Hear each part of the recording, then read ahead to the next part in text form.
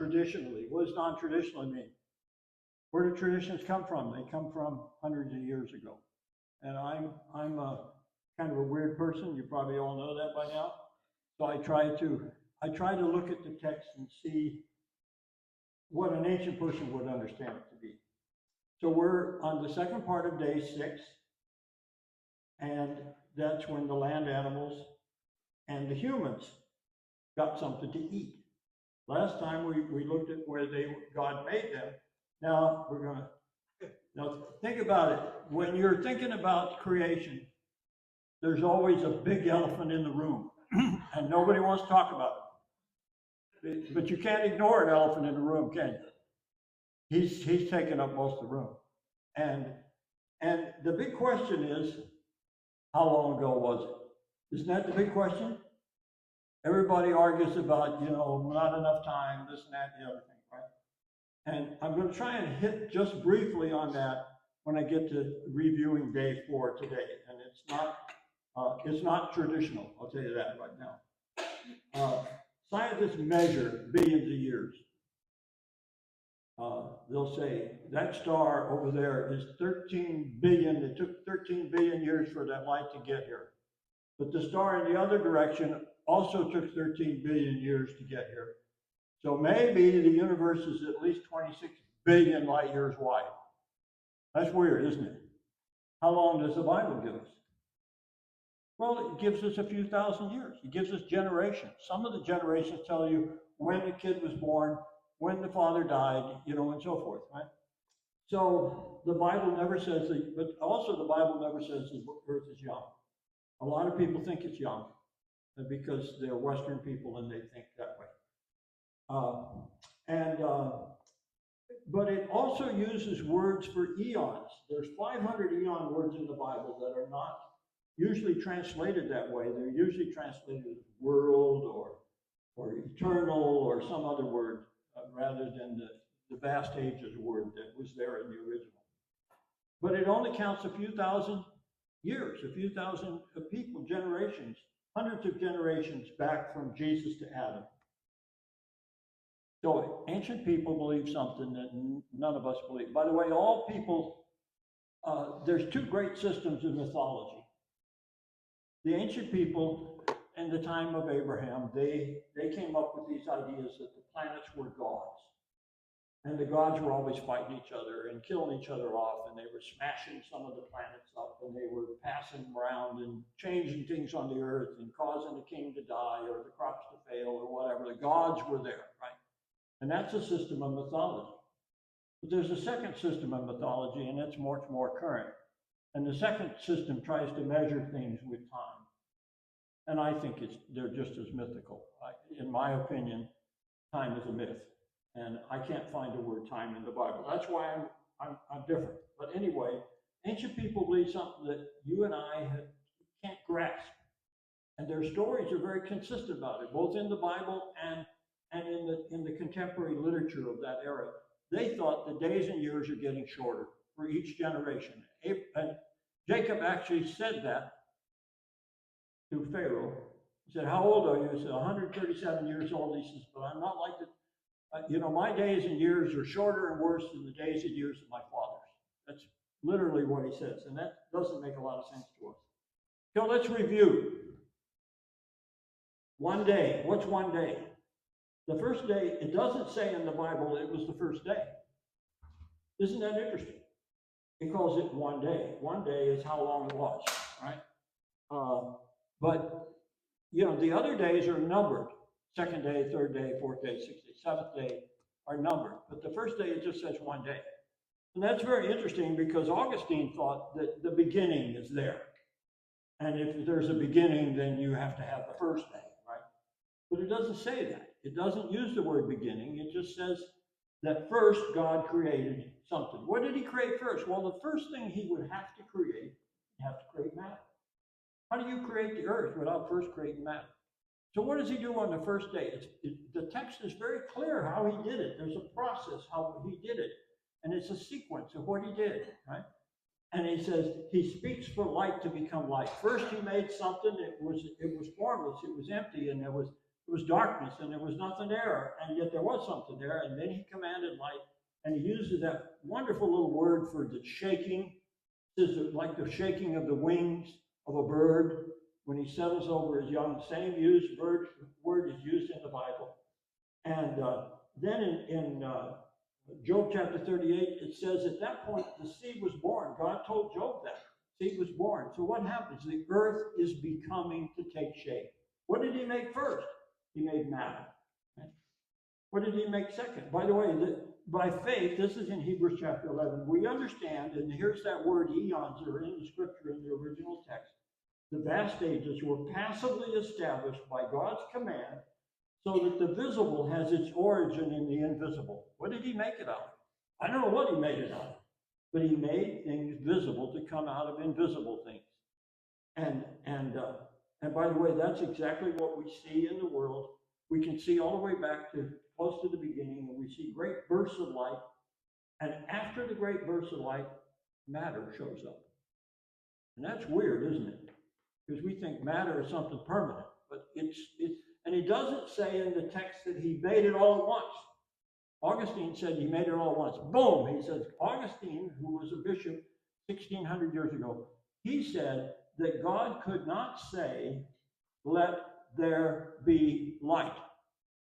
He couldn't say it one syllable after another because God was not in time, and a being that's not in time can't speak that way. He just, boom, it all happened right away. The text doesn't support Augustine. It has sequential words in there that says, and then this happened. So there's a sequence of how he did it. This is a burst of light that happened in 2022.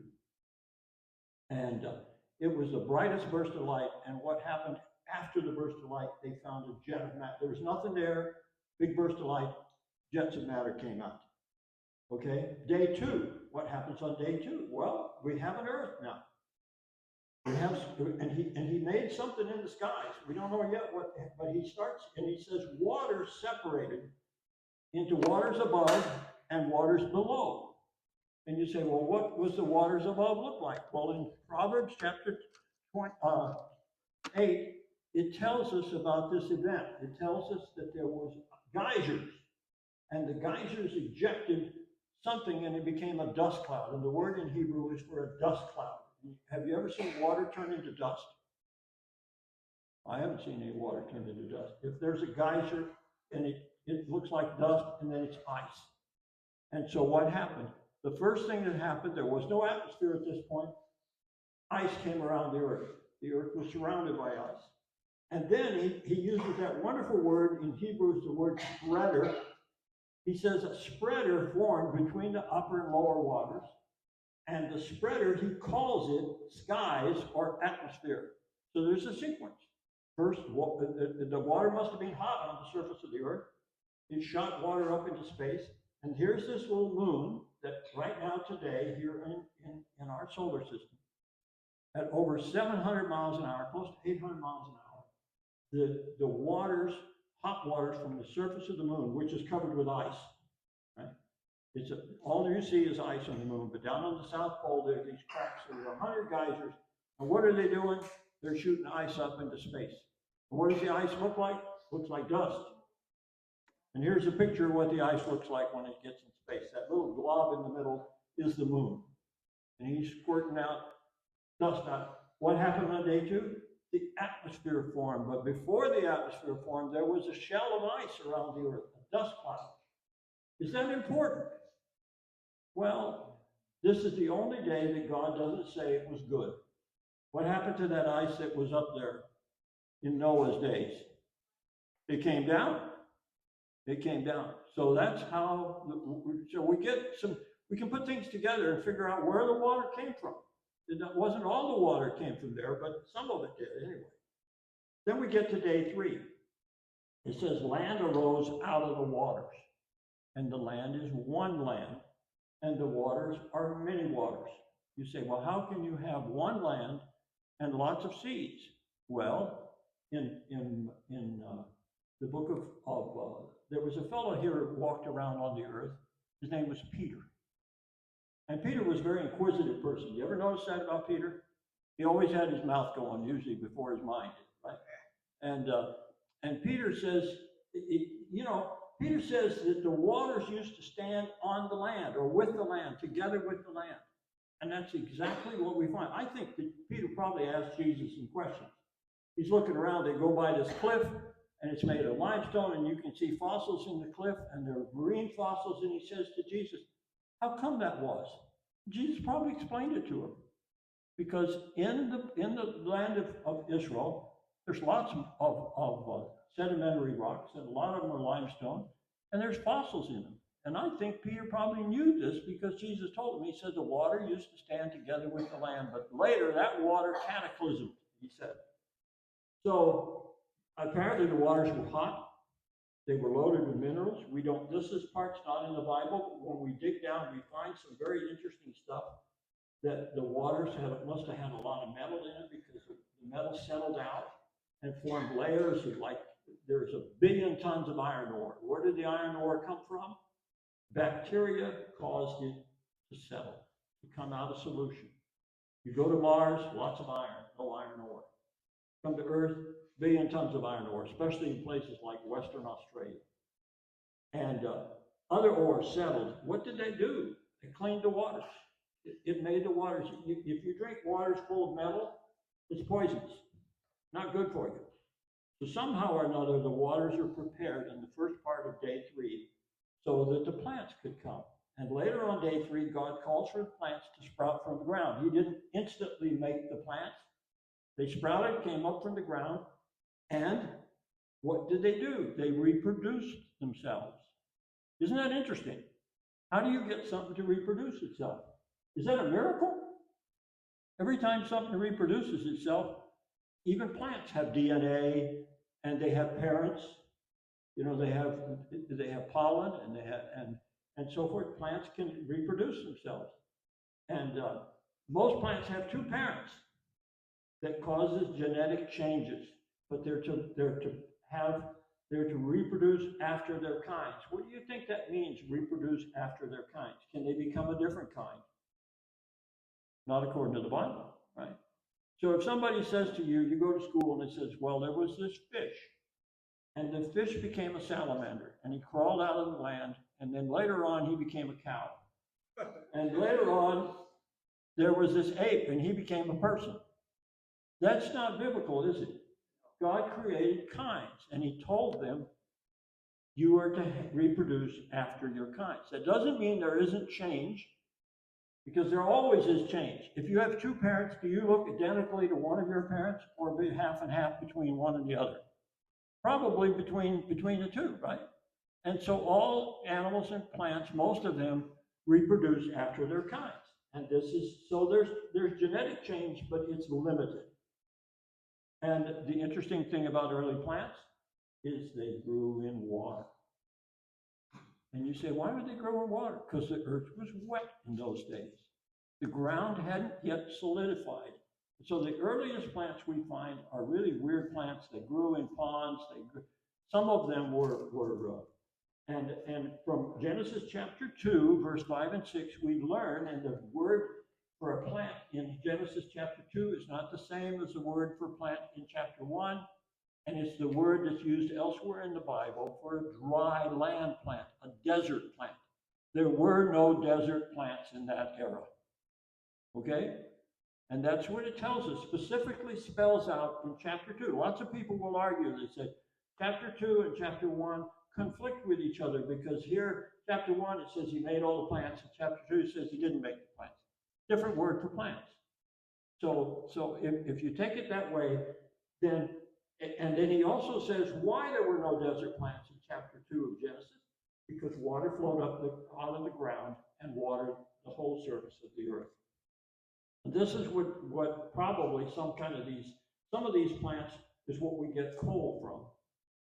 Lots of people, some places in Germany, they're still burning coal because they shut down their nuclear reactors. And coal are fern trees. You got a little fern bush that you grow in your yard, but a fern tree is similar to it, except it gets real tall. And the interesting thing about ferns is that they don't make seeds by themselves. there's a double process how they make seeds. First, it drops a little spore underneath the leaves of a fern tree. You look under the leaf, there's little black dots or brown dots under the leaf. You turn the leaf over, you see little brown dots. Those are spores, and they fly off in the wind. And if they settle in a nice wet place, they'll grow a miniature little plant. And that plant is not going to be the new plant. That's the plant that's in between the fern tree. It produces male and female cells that swim around in the water, and they mate. And then the next plant grows up, which becomes a fern tree. Two-stage process. Is that weird? And you know what's weird about it? It doesn't happen unless there's water on the ground. So all that coal that we find in the ground, it's all in sedimentary rocks. And it must have been in a pretty wet place. Isn't that interesting? Okay, so then we get to day 4. Day 4 is really interesting. There are 3 days, in my opinion, that are really important. Day 1, when God made the first things that he made everything out of. Day 4, when he did something. And day 7, when he did something else. These things we can still see, because we have telescopes that can see the events that began on those days. On day 4, the plural God. Why is he a plural God? Because in Hebrew, it uses a word for plural. But he acts as one. So there's verbs. He's a plural God, but if you say they is, you say, you can't say they is, they are. Right? But if you say they is, you can say it, God is, and yet he's more than one. Isn't that interesting how the language fits exactly what we know about God, right? And he began to make the sun. And again, the verb is not, he didn't do it immediately. It's a process. It's a continuing process. And he says to the sun and the moon and the stars, and he says to them, and there's that wonderful Hebrew word that literally means a spreader. Now, what is a spreader? Think about a difference between a noun and a verb. If you're a runner, you're a noun. If you run, you're a verb, right? To run is to do something. The guy who does something is the noun, right? He's the runner. This is the noun of the thing. There's something that is a spreader. Why didn't Moses say it spread out? Well, it could also be that something that spreads out could also be spreading itself. It could be spreading its orbit. It could also be spreading itself. Is that interesting? He specifically uses a noun, and he calls it a spreader. Why isn't it in our Bible? Because there's a lot of traditions back there that go back a long way. I am arguing with the traditions, but I'm weird. That's okay. And this is the same word that was used 5 times on day 2 for the atmosphere. The atmosphere spread on day 2. And here, the sun, moon, and stars are spreaders. And here's a verse in Isaiah 40. It says, see who created these. Now think about it. When I read this, think about, here's a shepherd. Ancient shepherds would walk in front of their sheep, and the sheep would string out along behind him, and he leads them, and he calls them all by name, and they all come out, and they follow him down the trail till he takes them to water, to pasture, or whatever. Right? Think about this when he reads this verse. The one who leads forth their host. What's a host? That's an army, right? He leads forth their host by number. He calls them all by name. Because of the greatness of his might and the strength of his power, not one is missing. And he's talking about stars. Stars. He's leading them out. He's spreading them out. Whoa. And guess what we do when we see spiral galaxies? We see rivers of stars following each other out. And if they just followed straight, if they went straight out, they go like this. If they went out and gradually went out, they could spiral out, which is what they do. They must be speeding up as they went out. You see that? You ever seen, you see a snail? You ever seen a snail? How does the snail get that way? He grew that way, didn't he? He got bigger as his shell spread out, exactly like what we see in spiral galaxies. Here's one here. You can see it kind of edges. There's some dust clouds on one side. The middle is red, and the stars are blue. Now you say, well, what does that mean? Well, things that are really hot are also blue. And different age things have different colors too, spectral colors. So you can't necessarily come up with some real definitive way to solve this problem, right? So let's talk about the story that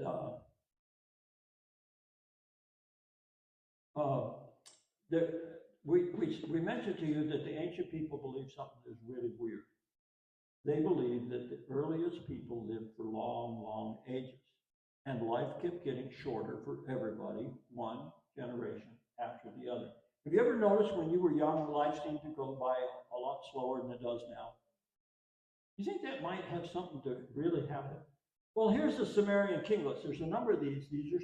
This one happens to be a cube, and it's got written on all sides.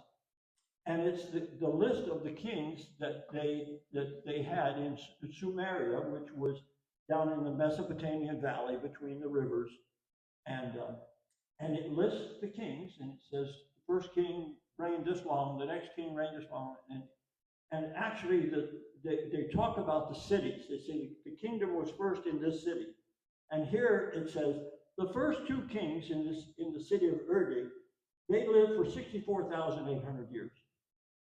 You say, that's nuts. What are they talking about, right? And then the next three kings, they reigned from another city. They reigned for 108,000 years. So what are these guys talking about? Does that make sense to us? We've got a very rigid way of thinking about time and talking about time. That doesn't make any sense to us. But it's very interesting. How could that happen? So you say, well, that's crazy. Do orbits speed up? Even locally, like they do in spiral galaxies? It's a very interesting question, isn't it? As they keep spreading out, do local atoms also change like ancient atoms do? We can see all the way back in ancient atoms, they clock different frequencies than they do here. Here's a couple of verses in the Bible. Awake, awake, put on strength, O arm of the Lord. Was it not you in the days of past, in the generations of old, was it not you who cut Rahab to pieces, who pierced through the dragon? You say, what in the world is he talking about? Piercing through the dragon. The word Rahab in our Bible is not spelled exactly the same as the word for woman. It's got a different letter in there. Probably means the audacious one, the mighty one, the powerful one. And then there's another verse here in Job, and there's two of these in Job. By his power, he stirred the sea. By his understanding, he shattered Rahab. And in both cases, he's talking about a sky snake. You ever seen a sky snake? What in the world is he talking about? Does that make sense? Well, you know, about 25, 30 years ago, they actually saw a sky snake. And you say, well, how did they do it? They had an asteroid that broke up. And it ran into Jupiter. As it did, they had 21 or 22 lumps. And they all followed each other in a row. And each one had a tail, because they were putting out dust and water. And it looked like a snake with 20 heads on it. And they all creamed in and crashed into Jupiter. And here on Earth, they were taking pictures like crazy, trying to get pictures of this thing. Some of the explosions that happened were bigger than the Earth. That's a big deal, isn't it? What in the world? But why is that in the Bible? Those are myths from the pagans, and yet the Bible mentions it. Did things like that happen? Did people see things? Isn't that an interesting question? Here's a tablet. This is in the British Museum. And on one side, it lists all the dates when Venus disappeared. And on the other side, it has a bunch of omens. What do they mean, omens? They say, well, when this happens, maybe something's going to happen. There's going to be, the gods are going to do something. They were trying to figure it out. They weren't trying to figure out what the orbits were doing. They're trying to figure out what the gods are doing. Why? Because they're pagans. But there's a number of these things. And really what's interesting is Venus's orbit is not like our orbit. Isn't that weird? They measure, they say, on this date of this month, Venus appeared in the east. Then, So many days later, it disappeared in the east. Then it disappeared, and it was gone for 90 days. And then it came and it showed up in the west. It rose in the west. Then it set in the west. Then it passed the earth real fast, sometimes in one day. Wow. It was remarkably different. It was similar in some ways, but there's also some differences. The Mayans also had some interesting things.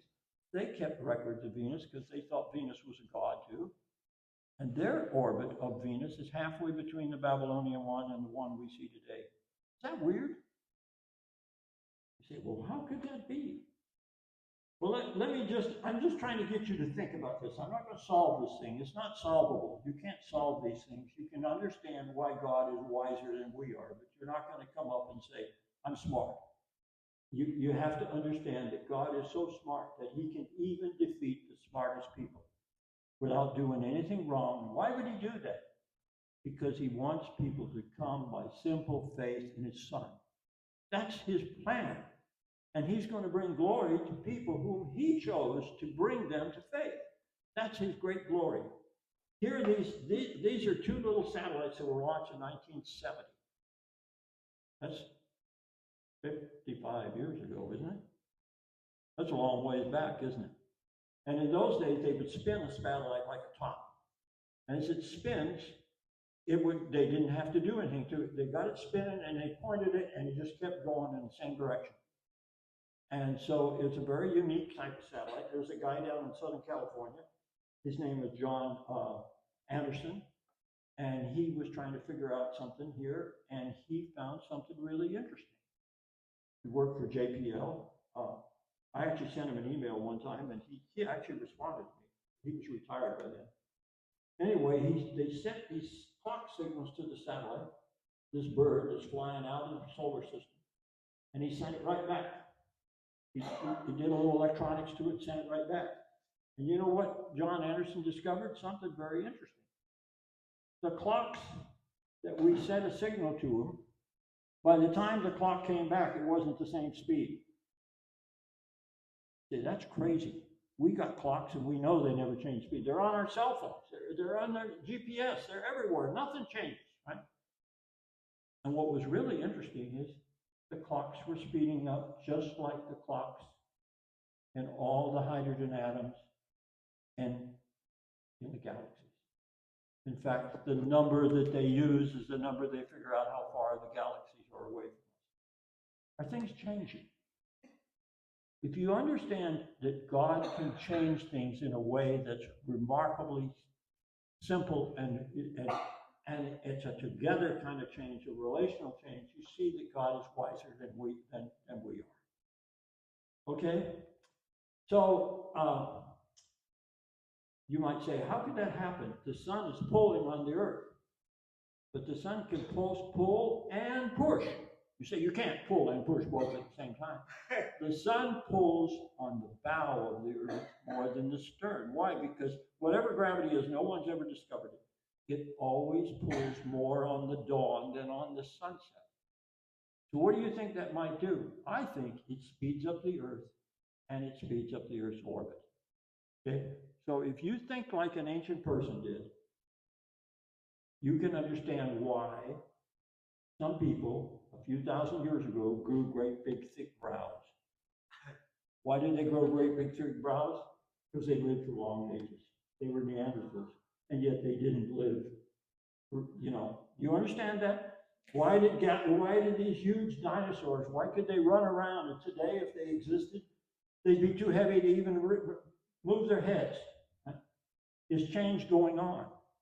I think if you understand that change happens, you will see that God is really wise. Day 5, let's go on to day 5. God commands the waters to swarm with marine animals that move. Why did he use the waters? Why not the land? Well, it's probably the land was a little wet still at that point, right? And he said flyers are to fly in the spreader atmosphere. That wonderful word spreader again.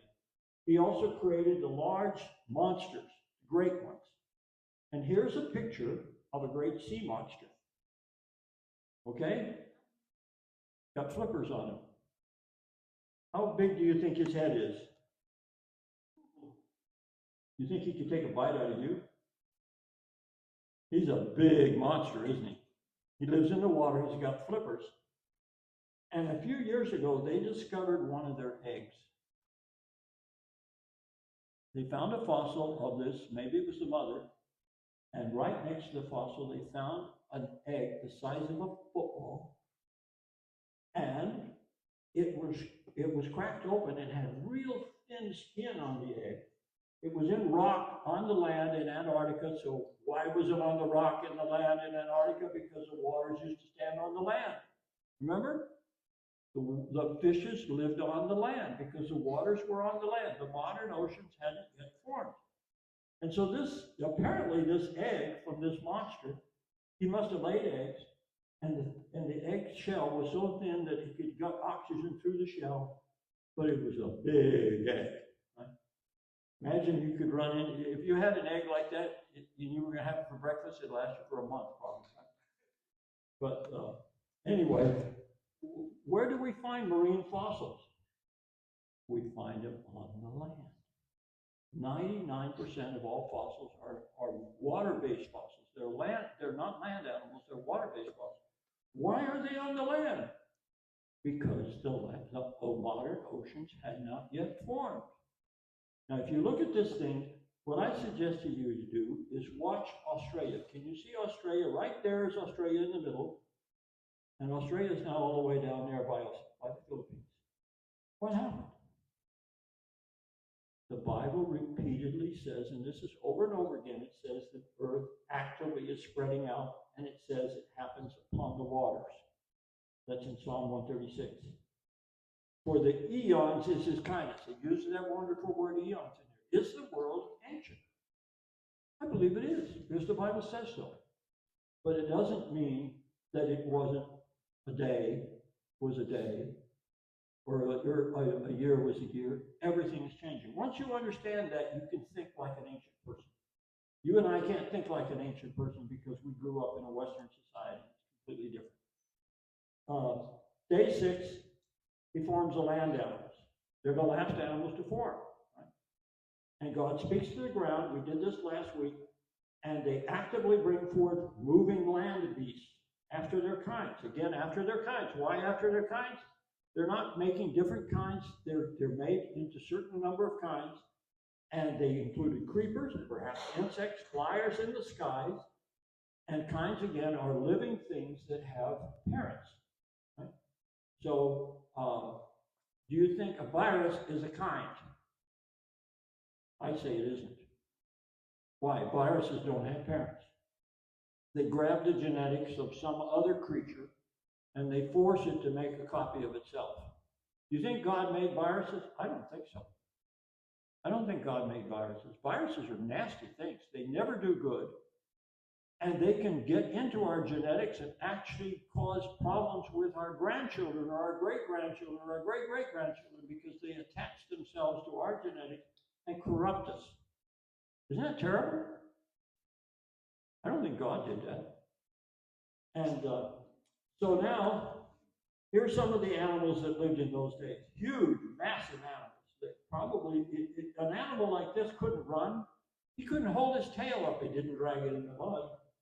His head, his neck was porous, his bones. He'd be too heavy today. He'd break his neck if he stuck it out there. And this is a bird. The first bird that they know of that had flight feathers. He has a long tail, has scales in his beak. His beak is toothed. He's got teeth in his beak. And this is what an artist thinks he may have looked like. This is perhaps one of the early birds. We don't know, but that's the ones that they found a fossil for. And then God's going to make that. After he makes the animals, what's he going to do? He's going to make humans. Right? And God says, let us make man after our image and after our likeness. Man is different from the animals. Why is man different? Do you think Adam had to have his mother and dad teach him how to say mama and papa or something like that? Adam could communicate, couldn't he? Isn't that amazing? He not only could communicate, he could communicate with God. There was a feature about man that's like God. He said, let us make him after our image. He had a will, he had intellect, he had the ability to communicate, and a man is different.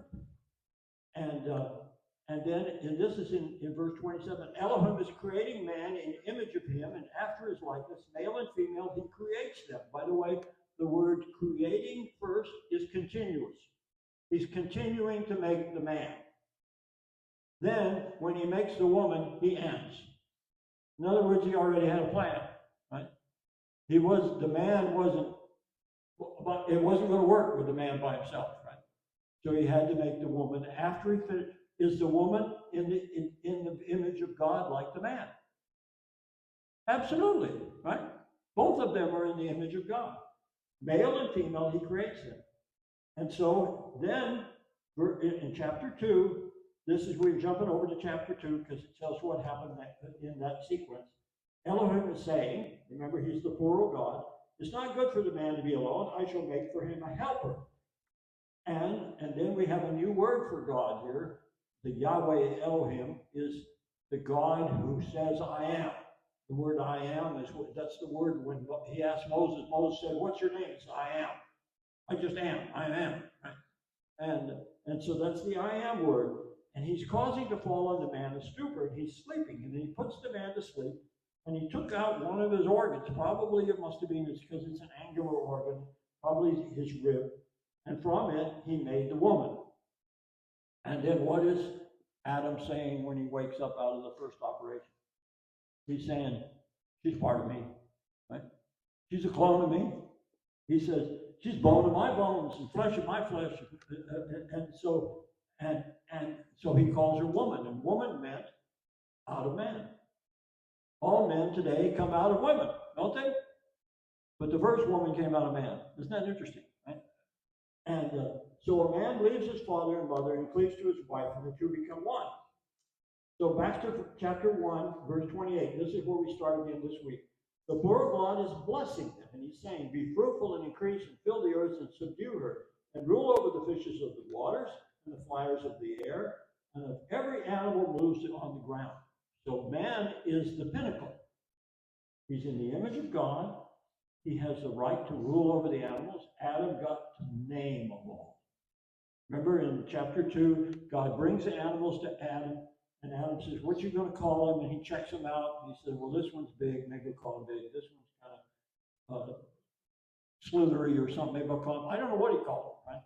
But he named them all, so he had the ability to judge and make decisions about things that he saw.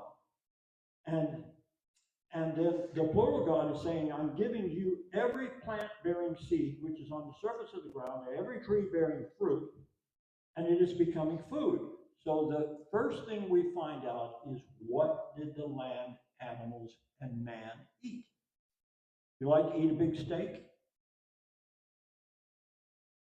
I don't think they ate steaks, right? God specifically says to them, I'm going to give you plants to eat. And there must have been an awful lot of plants. There's abundance of plants. And for every animal of the ground, and every flyer of the air, and for every moving land animal on the ground in whom is life, I am giving every green herbage as food. And then the plural God is seeing all that he made, and behold, it's very good. He's made the whole thing. He says, everything I made is really good. You think it's as good today as it was then? I don't think so. I mean, Adam lived 930 years. You know anybody who lived 930 years? My mom lived 104, and that's pretty exceptional, right? But and then it's becoming evening, and then it's becoming morning, day the sixth day. That's the numbered day, right? Okay, this is an animal. His name is Leonardo. They found him in a field, and they excavated him. It took them quite a while. They had to scrape all his bones. His scales on this guy were preserved. You see his skin, right? And there's his face, and there's his back with the scales on it. What do you think he ate? Well, they know what he ate because they opened him up. In the rock, they got his skull. His skull is way up here to the right. He's called a hygrosaur. He ate fern leaves. Where do fern leaves grow? They grow in the water. Isn't that interesting? How do they know he ate fern leaves? They found remnants in the stone parts of what used to be his guts. Right? They also found pollen down there. So he apparently noticed that his back legs are much bigger than his front legs. His front legs are kind of short, kind of like maybe a kangaroo or something. He's got big back legs. And he apparently was eating vegetables. Interesting, isn't it? Big animal like that. He's eating little tiny leaves. You know? How did he keep going? I don't know, but it's very interesting to me. Here's an artist's picture of what he thinks these dinosaurs might have been doing, eating fern leaves. By the way, dinosaurs, one of the interesting things about dinosaurs is they change their head shape as they grow. Did humans change their head shape as they grow? As they grow old? I think they did, right? They grow their big old brows, you know, their chin tucks in, their head gets bigger and longer, gets a much bigger head, all that stuff. That's a Neanderthal, right?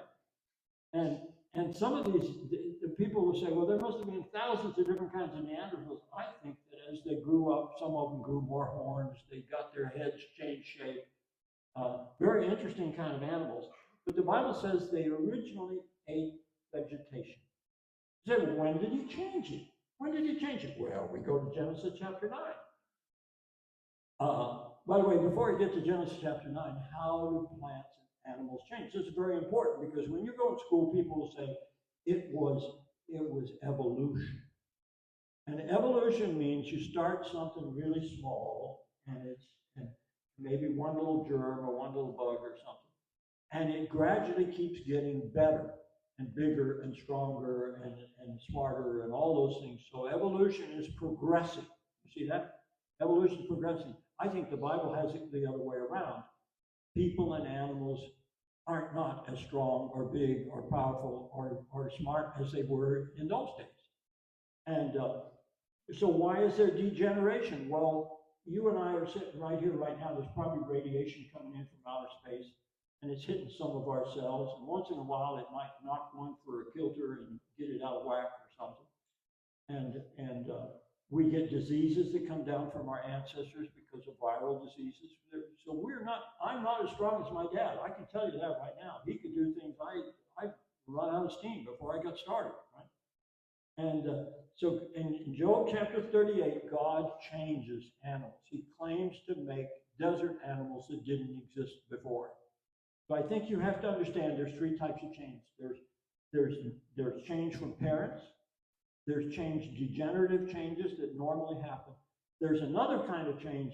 God sometimes changes things for their good to preserve life. And so when did carnivore animals begin? When did animals start eating meat?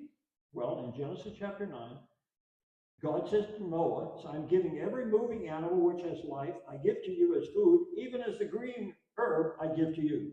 Originally he said you eat plants. Now he says you get to eat meat. And it lists fishes, the animals of the ground, and the flowers of the air. You can eat any of them. By the way, they didn't have restrictions like they did in Moses' day, right? So he could eat anything. The only restriction was, but flesh with the blood you shall not eat. That was a restriction given to Moses. You don't, he said, the blood is the most important part of the animal, and I want you to keep that and preserve that for something else. So after Noah, apparently God changed some animals to carnivores. Why would he do that? After the cataclysm, there wasn't enough vegetation to keep everybody going. So to preserve what there was left, some animals ate the guys who ate the grass. And that kept the grass from getting completely destroyed. Right? So there's a balance in there. And so when was he going to do that? In the millennium, does the Bible predict that lions will again eat straw? It does. Isaiah, right? So can he change it? He can. How do you know when God changes it? When God changes things, it is a relational change. What is a relational change? Several things change in parallel. If you decide you're going to make a lion, You have to give him claws. You have to have a different digestive system. He's got to have the right kind of teeth. He's got to have the instincts how to hunt, right? So you have to change more than one thing. Understand that? It's not something gradual, right? Okay, so let's go back and just review what I've said. The sequences listed in the creation fit the universe. They fit the geology of our planet. They fit the ground. They don't fit how we think because we think like Westerners. They fit cosmic history. This is true even for day 7. What's the next day in the series? We're on day 6. If the Lord gives me strength and I'm still alive and I talk to you again, I'm going to talk to you about day 7, right? What happens on day 7? You say, well, God rested and nothing happened. No, something happened. He changed the way he was doing things. And we can see all the way back to the beginning of the universe, and we can see the changes that happen on day 7. Okay? So that's what we're going to talk about next time. God rested on the 7th day. Anybody got anything that's bothering?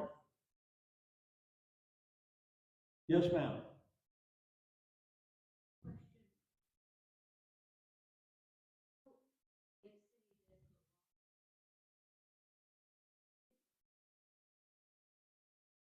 That's, I don't know. There are creatures in the ocean that we don't know about. I wouldn't, some of those things are kind of mythical, but there are some interesting stories that in World War II, people dropped depth charges and something got blown out in the sky and stuff like that. I don't know.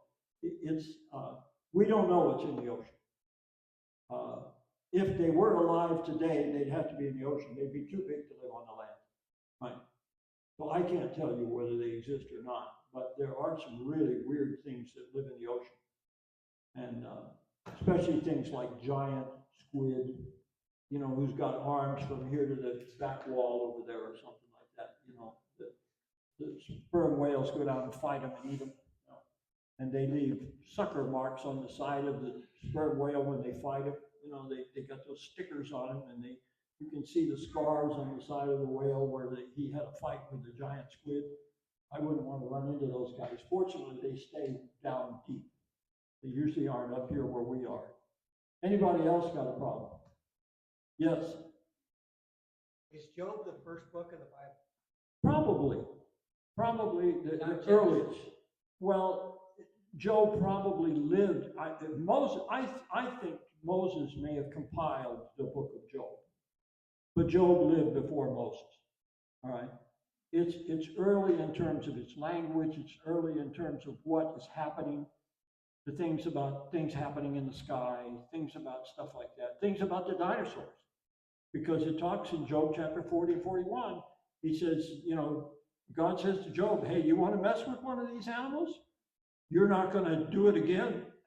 He says, you mess with it, you take your spear and throw at him, and he laughs at your spear like straw. That's what Job says. Don't mess with this guy, right? And he says that he's got armor. Guess what? Some of them had some pretty thick armor on it, didn't they? Did they exist? Did they survive? Did Noah have to take one in the ark with him? I think he might have just taken some eggs with him. I don't know. He could have, how did they survive? They didn't survive in the water. I don't think they survived on, but it's interesting. If you think about it, here's another interesting fact. There are 8 kinds of bears today. 8 kinds of bears. You go up in the Arctic and you see a bear up there, and he's got special kind of hair. That's kind of it's like little glass threads that it brings the light right down into his skin, keeps him warm. He's got paws for swimming in ice water. If you lived and jumped into ice water, how long would you live? Probably not very long, right? He's made for it. He can swim for days out there in the ice water, right? You find bears, and yet there was only one bear, that the ancient bear was a cave bear, and maybe he was the ancestor of these other ones. When you find bears that are made for their environment, I would say God changed bears. He did it because there's bears in China that eat bamboo shoots, right? And that's all they eat, right? And there's all different kinds of bears, but they're all bears. So they can even mate with each other, right? They're still bears, right? But they're different. But environments, places where people grow up, races of men, all are environmental issues. And so there is change, but the change is limited. Okay? Yes, sir. I heard that. I heard a story about Alexander the Great common like I've never read that. that. I heard that. There was one of the Greek historians, Herodotus. He said he went to Arabia. He lived after Alexander, and he saw the flying snakes. And he said, I saw them. They lived in trees. And he said, and they flew around and they did different things. And they had leathery wings, and they were like some of these things that we see fossils of. Apparently, some of them were still alive in that era. Right? He describes it. So I don't know. I mean, he said he saw them, and he claims that this is what they look like. I would tend to believe him if somebody comes up with some YouTuber tells you something. Don't pay too much attention to YouTubers, right? Why do they do it? They do it for money, right? They get paid for their work, and so they tend to say things that are way out there, right? And trying to get people to click on them so they get money for it. All right, shall we stop? Let's pray. Thank you, Lord, for your great goodness, how wise you are, that you can make a world that fits your Bible, and yet it doesn't make us smart, it doesn't make us great. It makes you smart and great, because we're incapable of solving these issues, and yet we can see the evidence for what you did. And we know that you're coming again, and you're going to do just what you said you will do. You will bring us to this place you prepared for us, because we put our faith in you, that you died for us and took our sins. Thank you for that, Lord, in Jesus' name. Amen.